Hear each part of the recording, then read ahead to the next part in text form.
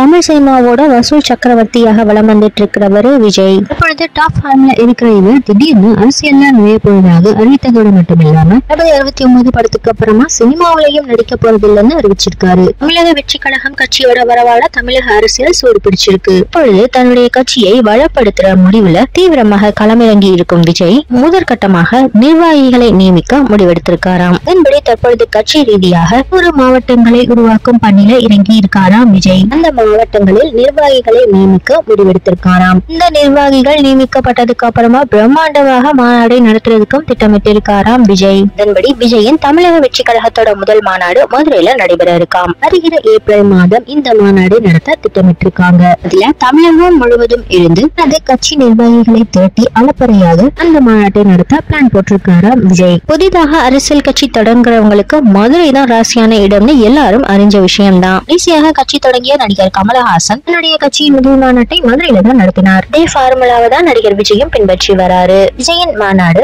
தமிழக அரசியல்ல மிகப்பெரிய தாக்கத்தை ஏற்படுத்தும்னு எதிர்பார்க்கப்படுது.